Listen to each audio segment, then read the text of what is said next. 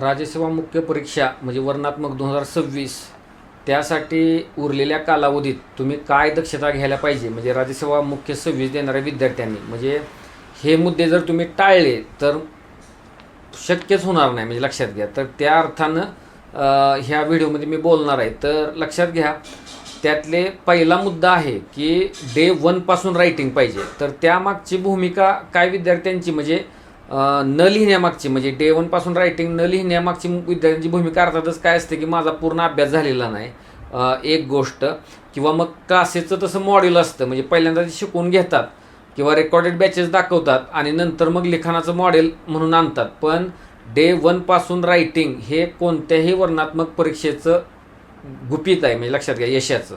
तर त्यामुळं ते म्हणजे तुमची भावना ती प्रामाणिक असू शकते, लक्षात घ्या. तर किंवा माझ्या नोट्स कंप्लीट होऊ दे, पेजवर वगैरे नोट्स चांगल्या दिसतात, खूप सुंदर दिसतात, पण ॲक्च्युअल पेपरमध्ये म्हणजे पुढं प्रश्न आणि तुम्ही मग मुद्दे लिहिणार, तर ही खूप गोष्ट जिकिरीची असते. पण ती लेट जर लक्षात आली तर सुधारणांना खूप कमी वाव असतो.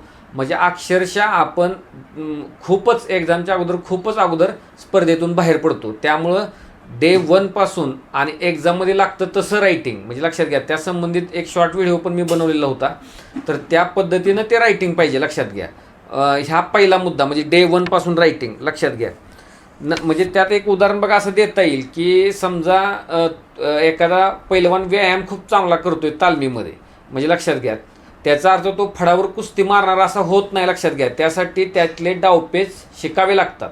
म्हणजे तुम्ही अभ्यास करता, नोट्स काढता, कोणतरी म्हणेल की नोट्स काढतो म्हणजे मी लिहितोयच की, तसं नाही. एक्झाममध्ये लागतं तशा टाईपचं लेखन पाहिजे आणि ते डे 1 पासून पाहिजे. का तर मग तुम्हाला सुधारणेला चुका झाल्या, सुधारल्या, पुढचं लेखन केलं, चुका झाल्या, पाहिल्या आणि मग पुढचं लेखन, म्हणजे अशी प्रक्रिया घडली पाहिजे. म्हणजे डे 1 पासून लेखन हा पहिला मुद्दा होता बघा, लक्षात घ्या. अदरवाईज गोष्टी खूपच हाताबाहेर जातात. इव्हन असं म्हणायला पाहिजे की लेखी मुख्य परीक्षा म्हणजे रोज लेखन, आणि ते पण एक्झाम माइंडसेटनं, म्हणजे ही गोष्ट लक्षात ठेवा.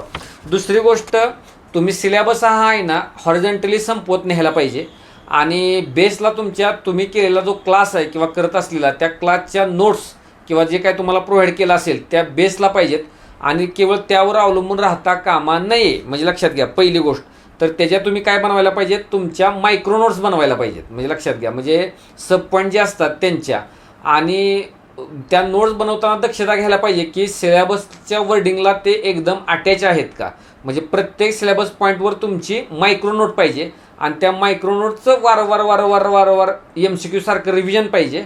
आणि मग तो पहिला मुद्दा येतो लेखनाचा, लक्षात घ्या. पण तुमचं असं स्वतःचं मायक्रो नोट्स पाहिजेत आणि हॉरिझॉन्टली पाहिजेत, लक्षात घ्या. तुम्ही 1-2 टॉपिकच खूप खोलात जाऊन केले, तिथंच गाडी अडकली, असं चालत नाही. झर असा सिलेबस पण संपत गेला पाहिजे आणि त्याच्या मायक्रो नोट्स तयार व्हायला पाहिजेत. Each and every single topic नव्हे, एव्हरी वर्डसाठी सिलेबसमधल्या, म्हणजे लक्षात घ्या. ही गोष्ट घडली पाहिजे.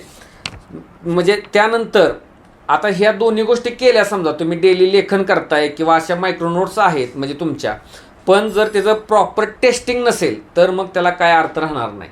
म्हणजे आयोग ज्या प्रकारे पेपर चेक करतो, म्हणजे लक्षात घ्या, त्याच्या जवळ जाणारं टेस्टिंग आणि त्या टेस्टिंगमध्ये तुम्हाला काही सूचना मिळाल्या आहेत आणि त्या सूचना तुम्ही फॉलो करत आहात आणि उत्तरोत्तर second test, third test, fourth test त्यामध्ये तुम्ही सुधारणा करताय. मी मागं पण म्हटलं होतं बघा की त्या सुधारणा तुमच्या पेपर चेक करणाऱ्याला तर दिसायलाच पाहिजे, पण तुम्हाला पण रिअलाईज व्हायला पाहिजेत की आपल्यात बदल होतोय. हे बघा, टेस्टिंग म्हणजे प्रॉपर टेस्टिंग पाहिजे. ते फक्त लिहायचं म्हणून लिहिलेला अर्थ नाही. लेखन त्याला म्हणजे लांबी, रुंदी, म्हणजे त्या प्रकारे, म्हणजे कसं त्याला काही निकष पाहिजेत, लक्षात घ्या. म्हणजे त्या अर्थाने टेस्टिंग असलं पाहिजे.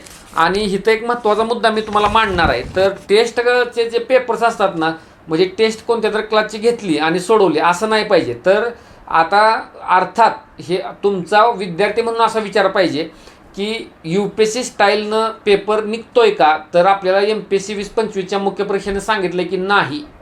मग तुम्ही MPSC 2025ला जो त्यांनी काय पद्धतीनं प्रश्न काढलेले आहेत ते तुम्ही समोर ठेवून केवळ त्याच प्रकारे पुढं जायचं आहे का, तर मी म्हणेन नो. तो सुद्धा एक MPSCचा प्रयोगच होता, लक्षात घ्या. त्याच्यावर खूप सेपरेट बोलता येईल. त्यामुळं पेपर पुन्हा MPSC 2025 सारखाच असेल का, तर अजिबात नाही शक्यता. म्हणजे मला असं वैयक्तिकरित्या वाटतं अर्थात त्यांनी जे सिलेबसच्या पॉईंटला धरूनच विचारलेलं आहे, वर्डिंगला विचारूनच म्हणजे पकडूनच त्यांनी प्रश्न काढलेले आहेत. पण तरीसुद्धा अजूनसुद्धा वर्डिंगला पकडून प्रश्न काढण्यात भरपूर सिलेबस बाकी आहे. पण प्रश्नांचा दर्जा, प्रश्न विचारण्याची स्टाईल तीच असेल का? बिलकुलच असण्याची शक्यता नाही. त्यामुळे त्या दोन्हींचं कॉम्बिनेशन पाहिजे बघा. तुमचा एंड पॉईंट हा UPSC स्टाईल पाहिजे आणि बेसिकला काय पाहिजे, इव्हन MPSC 2025चा पेपर नव्हे तर तुम्हाला परत सिलेबसचं वर्डिंगच बेसिकला पाहिजे.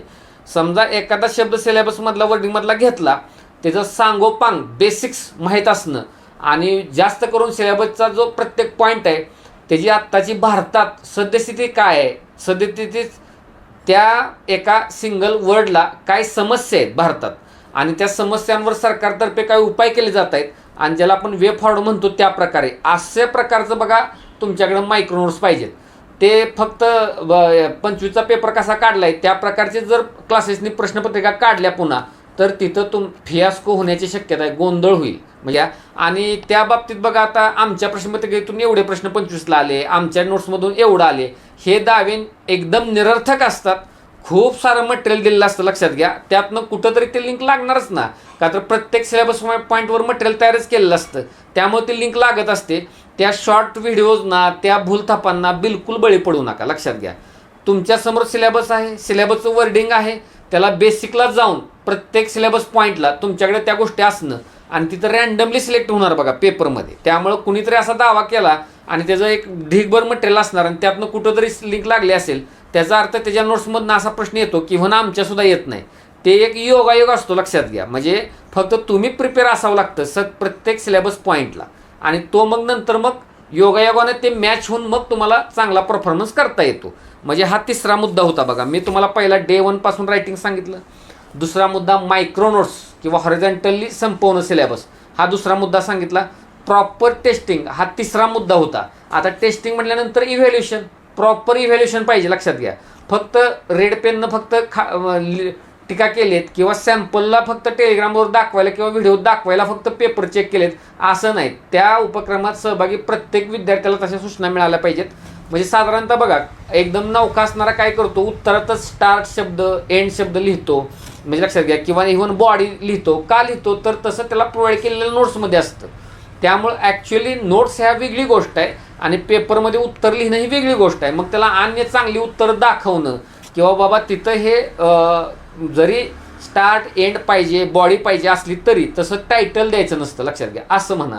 किंवा काय वेळेला काय असतो, मॅटर त्या विद्यार्थ्याचा बरोबर आलेला असतो प्रश्नात, पण तो प्रश्नाच्या भाषेत नसतो, लक्षात घ्या. प्रश्नाची एक परिभाषा असते, नेमकं काय विचारले त्याचं उत्तर हे, अजून एक विचारले त्याचं उत्तर हे, अशा फॉर्मॅटमध्ये यायला पाहिजे. म्हणजे प्रेझेंट करणं म्हणजे वेटर किंवा तुम्ही व्हिडिओ एखाद्यात बघितला असेल बघा की एक काकडी साधे आहे किंवा एक सफरचंद आहे, म्हणजे एक कापण्याच्या विविध पद्धती आहेत आणि प्रेझेंट करण्याच्या. म्हणजे आपण घरी खाण्यासाठी ते काकडी किंवा सफरचंद कापला, आपण कसं असतं ती उपयुक्तता वादे, बाबा ठीक आहे तोंडातच जाणार आहे, पटपट कापून आपण काप करून खाऊ शकतो. पण तुम्ही हॉटेलमध्ये मांडणी बघा त्याच प्लेटची, तेच सफरचंद असतं, तेच काकडी असते, पण ते कापण्याचा प्रकार आणि प्रेझेंट करण्याचा प्रकार, ते बरोबर साईडला ठेवणं, मध्ये ठेवणं, काय ठेवणं, असा प्रकार आपल्याला सुद्धा करावा लागतो. म्हणजे त्याच्याच पाठीमागं लागायचं नसतं. पण लक्षात घ्या त्याचं एक पद्धत आहे. म्हणजे लक्षात घ्या तशा काय तुम्हाला सूचना त्या येत आहेत का, सुसंगत मांडणी आहे का, क्लिष्ट तुमची परिभाषा येते का. कदाचित नोट्समध्ये एखादं वाक्य असेल, म्हणजे लक्षात घ्या ते तसंच तुम्ही तिथं टाकले तर ते पेपरमध्ये ते लागू होतंय का, त्याचा अर्थ तुम्हाला आणि परीक्षकाला कळतोय का. किंवा इंग्लिशमध्ये जे लिहित आहेत तर सिम्पल वर्डिंग आहे का, साधी 3-4 लाईनची वाक्य आहेत का बोजड केले स्वल्पविराम देऊन, काय देऊन, कसं देऊन असं केलेलं आहे. किंवा तुम्ही योग्य प्रकारचं सादरीकरण करताय का. म्हणजे असं इव्हॅल्युएशनमध्ये तुम्हाला सांगायला पाहिजे आणि त्या प्रकारे तुम्ही सुधारणा करत पुढं ते तुम्ही गेलं पाहिजे. म्हणजे लक्षात घ्या. आणि तेच मॅटर प्रभावीपणे मांडता येत, म्हणजे लक्षात घ्या असं असतं. म्हणजे ते तुम्हाला त्यामध्ये खूप काय बदल करावा लागतो वगैरे असं काही नाही. तेच मॅटर चांगल्या प्रकारे मांडता येतं. म्हणजे हाच बघा चौथा मुद्दा. पुन्हा एकदा मी सांगतो, पहिला मुद्दा हा Day 1 पासून रायटिंगचा होता. दुसरा मुद्दा हॉरिझॉन्टली सिलेबस संपवत नेणं आणि त्यासाठी मायक्रो नोट्स तुमच्याकडे असणं अपेक्षित आहे. तिसरा मुद्दा प्रॉपर टेस्टिंग पाहिजे. चौथा मुद्दा त्याचं चांगलं इव्हॅल्युएशन पाहिजे.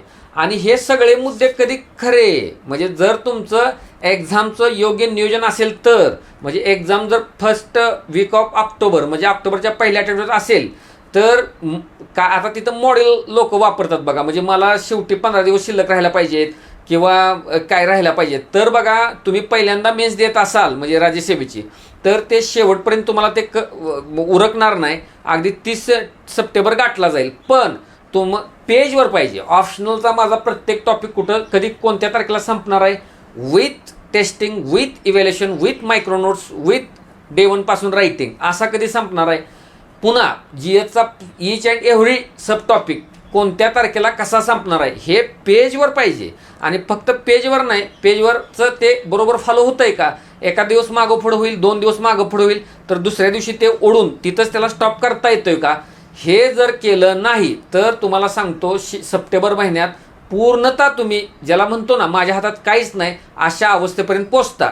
चांगलं करण्याच्या नादात, बेस्ट करण्याच्या नादात, बेस्ट आन्सर म्हणजे लक्षात घ्या. तर मी मागं पण एखाद्या व्हिडिओमध्ये म्हणलोय की पहिला आन्सर हे वर्स्ट आन्सरच असतं, म्हणजे अगदी UPSCच्या टॉपरनी सांगितलेलं आहे. आणि मग ते तुम्ही सुधारणा करतच करावं जातं. तुम्ही एकच गोष्ट डोक्यात ठेवली, फक्त टेस्टिंग, फक्त ते नावाखाली मेंटरशिप वगैरे, त्यावर आता मी बोलत नाही, पण हे 5 मुद्दे तुम्ही फॉलो करायला पाहिजेत. ज्याला म्हणतो ना कोणत्याही परिस्थितीत ॲट एनी कॉस्ट, तर आणि तरच तुम्ही स्पर्धेत टिकाल. म्हणजे लक्षात घ्या, राज्यसेवा मुख्य परीक्षा 2026 साठी.